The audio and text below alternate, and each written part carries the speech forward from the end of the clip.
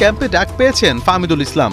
ভুটানের বিপক্ষে প্রস্তুতি ম্যাচ আর সিঙ্গাপুরের বিপক্ষে এশিয়ান কাপ বাছাইয়ের জন্য ফাহমিদুলকে ডেকেছে বাংলাদেশ ফুটবল ফেডারেশন।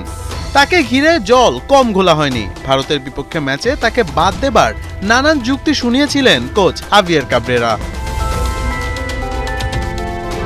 তবে এবার ফাহমিদুলকে পেতে তার ক্লাব ওলভিয়া কালসিওকে চিঠি দিয়েছে বাফুফে। 31 মে শুরু জাতীয় ফুটবল দলের প্রাথমিক ক্যাম্পের জন্য ফাহমিদুলকে চেয়েছিল ফেডারেশন।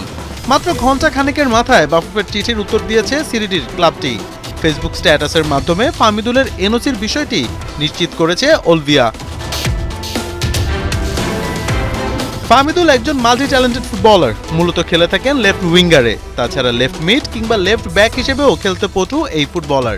ভারতের বিপক্ষে ম্যাচে স্ট্রাইকারদের ভরাডুবি ছিল স্পষ্ট। 10 জুন সিঙ্গাপুরের বিপক্ষে ম্যাচে জয়ের অন্য কোনো বিকল্প ভাবছে না বাফুফে।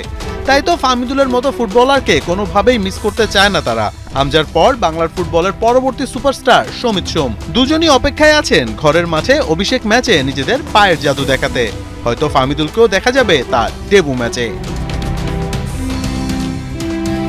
হামজা সৌমিত্রা মিলে বাংলার মিডফিল্ড যে করবে আরো শক্তিশালী তা বলাই যায়। হামজা যেমন ডিফেন্সিভ মিডের পাশাপাশি সেন্ট্রাল মিডেও সমান সার্ভিস দিতে পারেন, ঠিক তেমনি সমিত সোমও সেন্ট্রাল মিডের পাশাপাশি অ্যাটাকিং মিডে খেলতেও পটু। ফাহমিদুল যদি উইংয়ে খেলে সেক্ষেত্রে সমিতের সঙ্গে বোঝাপড়াটা ভালোভাবে সেরে নিতে চাইবেন তিনি। গেলবার কোচ কাবরেরা বলেছিলেন ফাহমিদুল নাকি দলের সঙ্গে মানিয়ে নিতে পারছেন না। সে কথাই যদি সত্য হয় তবে ভুটানের বিপক্ষে প্রস্তুতি ম্যাচে পাখির চোখ থাকবে এই উইঙ্গারের দিকে। সব মিলিয়ে হামজা, সমিত, ফাহমিদুল এই ত্রয়ী ম্যাজিক দেখতে মুখিয়ে আছে গোটা বাংলা।